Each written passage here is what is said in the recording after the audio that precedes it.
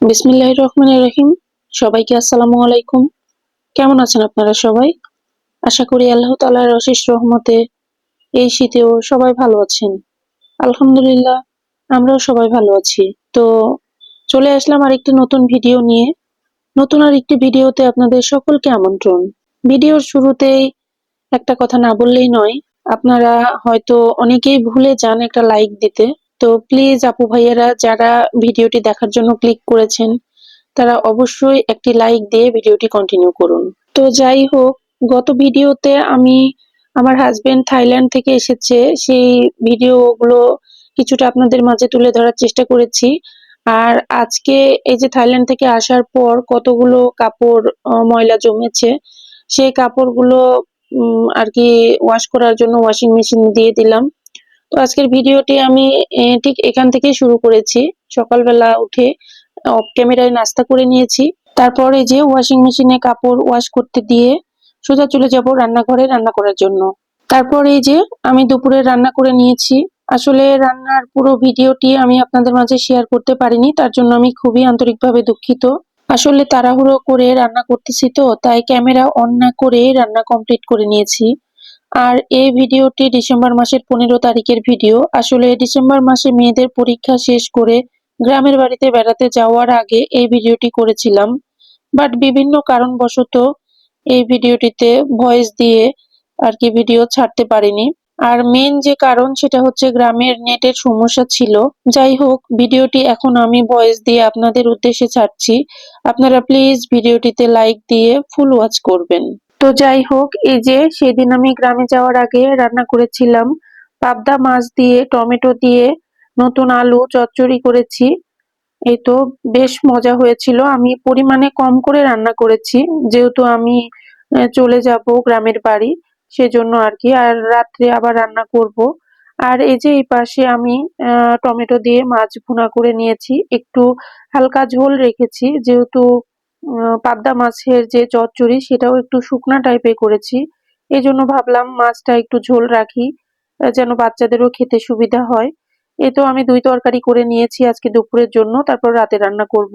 আপনারা যারা আমার রেগুলার ভিডিও দেখেন তারা নিশ্চয়ই জানেন যে আমি গ্রামে যাওয়ার আগে আপনাদের ভাইয়ার জন্য, অর্থাৎ আমার হাজবেন্ডের জন্য আমি বেশ কিছু রান্না করে রেখে যাই ফ্রোজেন করে। তো আজকেও তার ব্যতিক্রম না। আমাকে অনেক দেশি মুরগির মাংস নিয়ে এসে দিয়েছে। তো আমি দুপুরে রান্না শেষ করে খাওয়া দাওয়া শেষ করে বিকেল বেলা আর কি ভাবলাম যে প্রসেসিংটা করে রাখি, রান্নাটা রাত্রে করব। রসুন পেঁয়াজ কাঁচামরিচ যাবতীয় যা যা আর কি মাংস রান্নার জন্য প্রয়োজন সবগুলো আমি কেটে রেখেছি।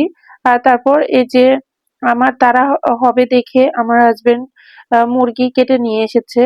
তো দেশি মুরগি 4টে নিয়ে এসেছে। আমি যেহেতু একটু বেশি দিন থাকবো, সেজন্য আমি বলেছিলাম যে একটু পরিমাণে বেশি নিয়ে এসো, আমি যেন রান্না করে রেখে যেতে পারি, আর তুমি একটু একটু করে বের করে খাবা। এছাড়াও যদি সময় পাও তাহলে রান্না করে খেও। যদিও আমার হাজবেন্ড সব ধরনেরই রান্না জানে, অনেক গুণী একটা মানুষ। তো যেহেতু জব করে সেহেতু যথেষ্ট সময় হাতে থাকে না, তারপরেও সে সময় পেলে আর কি রান্না করে। তো আমি যতটুকু পারলাম তার জন্য রান্না করে রেখে যাব, আর বাকিটা সে নিজে হ্যান্ডেল করে নিবে। তো আমি দেখলাম যে 3টা মুরগি একটু বড় সাইজ হওয়ার কারণে প্রায় একটা বোল ভরে গেল, এতটা মাংস হয়েছে। তো ভাবলাম 3টা রান্না করলেই এনাফ। আর একটা মুরগিটা আমি রেখে দিই, নেক্সট ডে কখনো রান্না করে খাওয়া যাবে। তো এই তো সব মাংস আমি পলিব্যাগ থেকে ঢেলে নিলাম। আজকের মাংসগুলো বেশ লাল লাল দেখতে, বেশ মজা ছিল। পিওর দেশি মুরগির মাংস আসলে এরকমটাই হয় দেখতে। তো এই যে রাত্রেবেলা আমি রান্না অলরেডি শুরু করে দিয়েছি। তো পরের দিন সকালেই যেহেতু রওনা দিব, এজন্য ভাবলাম যে রান্নাগুলো রাত্রেই করে রাখি। তো এক এক করে আমি সব অ্যারেঞ্জ করে রাখছিলাম, রান্নার যাবতীয় সবকিছু বিকেলে অ্যারেঞ্জ করে রেখেছিলাম। তো সন্ধ্যার পর মাগরিবের নামাজ কালাম আদায় করে সঙ্গে সঙ্গে আমি রান্না উঠিয়ে দিয়েছি। তো এই যে বাপের বাড়ি যাওয়ার একটা তাড়া যাদের থাকে তারাই শুধু বুঝতে পারবেন যে কত আনন্দ সহকারে আমি রান্নাটা করে নিচ্ছি। পরের দিন সকাল হলেই ইনশাআল্লাহ বাপের বাড়ি শ্বশুর বাড়ির উদ্দেশ্যে রওনা দিব। কারণ অনেক দিন হলো এই ডিসেম্বরের অপেক্ষা করে আছি।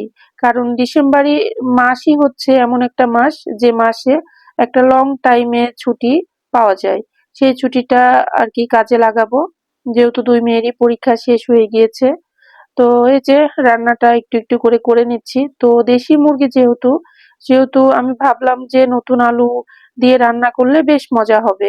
এজন্য একপাশে মাংস কষিয়ে নিচ্ছি আর আরেক পাশে আমি তখন যে আলুগুলো এগুলা কেটে রেখেছিলাম সেই আলুগুলা ভেজে নেওয়ার জন্য ফ্রাই প্যানে বেশ কিছু তেল দিয়ে দিলাম এবং তাতে সামান্য পরিমাণে লবণ দিয়ে দিলাম। আলু লবণ দিয়ে আর একটু হলুদের গুঁড়া দিয়ে ভেজে নিলে স্বাদটা একটু ভালো পাওয়া যায় এবং কালারটাও বেশ সুন্দর হয়। এজন্য আমি আলাদা করে আর কি লবণ দিয়ে হলুদের গুঁড়া, মরিচের গুঁড়া দিয়ে আমি আলুগুলো খুব সুন্দর করে ভেজে নিব। তো এই যে আলুগুলো আমি গরম তেলের উপর ছেড়ে দিলাম। এখন এই আলুগুলো খুব সুন্দর করে আমি ভেজে নিব। একপাশে মাংস কষানো হচ্ছে আরেক পাশে আমি আলুগুলো খুব সুন্দরভাবে ভেজে নিচ্ছি। এই তো আমি এদিকে রান্না করতেছি, আমার ২ মেয়ে আনন্দে সেই রকম ভাবে টিভিতে গান ছেড়ে নাচানাচি শুরু করে দিয়েছে। আমরা ৩ বোন, আমাদের কোনো ভাই নেই। তো আমার বড় বোনের বিয়ে হয়েছে গ্রামে, বাবার বাড়ির কাছেই একদম। আর মেজো বোনের বিয়ে হয়েছে দূরে, আমারটাও সেম। তো আমরা শুধুমাত্র ডিসেম্বর মাসে সবাই একত্রিত হতে পারি এবং লং টাইম আর কি সময় দিতে পারি একে অপরকে। তো আমার মেয়েরা অনেক খুশি এজন্যই যে খালাতো ভাই বোনদের সঙ্গে দেখা হবে, মজা হবে, আড্ডা হবে। আর আমাদের একটা সিস্টেম হচ্ছে যে সারা বছরের মধ্যে সেভাবে তো আমরা সময় করে উঠতে পারি না। হয়তো দেখা যাচ্ছে আমার মেয়ের স্কুল প্রাইভেট ছুটি থাকলে মেজো বোনের মেয়ের স্কুল প্রাইভেট ছুটি থাকে না। আর বড় বোনের তো ওখানেই আর কি, বড় বোনকে আমরা ওইভাবে ধরি না যেহেতু বড় আপাকে ওখানেই পাওয়া যায়। তো মেজো বোনের সঙ্গে আর কি এই যে ইয়েটা মিলে না। এজন্য আমরা ডিসেম্বর মাসে যখন সবাই মিলে বাসায় একত্রিত হই, বাপের বাড়িতে যাই, তো চাচাতো বোনরাও সব আসে। চাচাতো, জ্যাঠাতো যত বোন আছে, ভাই আছে, সকলে মিলে আর কি কলেজ থেকে বাড়ি যাই। সকলে মিলে একটা সেই রকম ভাবে আড্ডা হয় এবং আমরা একটা পিকনিকের আয়োজন করি। সেটা আমাদের ফ্যামিলি পিকনিক। সেটা আর কি পিকনিক বলতে দূরে কোথাও গিয়ে আড্ডা সেরকমটা না। আমরা বাড়িতেই সবাই মিলে ফ্যামিলি পিকনিক করি। এবারে হবে কিনা সঠিক বলতে পারছি না। আশা করে যাচ্ছি ইনশাআল্লাহ। দেখা যাক। সবাই মিলে একত্রিত যদি হতে পারি ইনশাআল্লাহ সেই পিকনিকের ভিডিও আপনাদের মাঝে তুলে ধরবো। আর যদি না হয় আর কি সকলের ব্যস্ততা তো আর বলা যায় না কখন কার জীবনে কোন ব্যস্ততা নেমে আসে।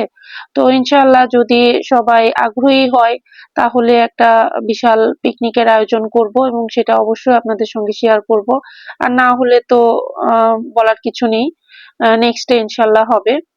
তো এই যে এই আনন্দগুলো যে উপভোগ করবে আমার মেয়ে গ্রামে গিয়ে, সেটার আনন্দে আর কি এখন থেকেই তাদের মনে মানে আনন্দের জায়গা দিতে পারছে না, এরকমটা অবস্থা। তো এই যে আপনাদের মাঝে গল্প করতে করতে এই যে আমি রান্নাটাও খুব সুন্দর মতো কষিয়ে নিয়েছি মাংসগুলো। তারপরে আমার আলু ভাজা হয়ে গিয়েছে। তো কষানো মাংসের সঙ্গে আলুটা আমি মিক্সড করে দিলাম। দিয়ে একটু নাড়াচাড়া করে আমি পরিমাণ মতো ঝোল রাখার জন্য পানি এড করে দিলাম। তারপরে এই যে একটু মাংসের পরিমাণটা বেশি হয়ে যাওয়ার কারণে পাতিলটা আমার কাছে আর কি নাড়তে একটু অসুবিধা হয়ে যাচ্ছে মনে হচ্ছে। যে পাতিলটা যদি আমি বড় দিতাম তাহলে মনে হয় ভালো হতো। তো যাই হোক, যেহেতু অলরেডি রান্না হয়ে আসছে তো এখন আর চেঞ্জ করে দিব না। তো এখানে আর কি রেখে দিব। তো এখন ঝোলটাতে বলক চলে আসলে লবণ দেখে আর কি নামিয়ে নিলে আমার রান্না হয়ে যাবে। আসলে দেশি মুরগির মাংস এভাবে রান্না করে ফ্রোজেন করে রাখলে সে খেতে পারে। এই তো আমি অলরেডি রান্না শেষ করে রাত্রে খাবার খেয়ে আমি তার জন্য ৩ টা বাটিতে তুলে রেখেছি। তো এই ৩ টা বাটি একদিন একদিন করে বের করলে দেখা যাচ্ছে ওর ২ দিন করে খাওয়া হয়ে যাবে। দেশি মুরগির মাংস ছাড়া সে অন্যান্য তরকারি আর কি ফ্রোজেন খাবার খেতে পারে না। এইজন্য দেশি মুরগির মাংসটাই আমি বারবার রান্না করে ফ্রোজেন করে রেখে যাই। তো এই যে আমি রান্না করে আলু দিয়ে রান্না যেহেতু করেছি, তো বেশ মজা হয়েছিল রান্নাটা। আমরা সকলে মিলে খেয়েছি। তার পাশাপাশি তুলে রেখেছি ৩ টা বাটিতে। আর এই ৩ টা বাটি আমি ফ্রোজেন করে রাখবো। ওর প্রয়োজন অনুযায়ী বের করে আরকি গরম করে খাবে। তো আজকের ভিডিওটি আমার এ পর্যন্তই। গ্রামের পরবর্তী ভিডিও দেখার আমন্ত্রণ জানিয়ে বিদায় নিচ্ছি। আল্লাহ হাফেজ। আসসালামু আলাইকুম।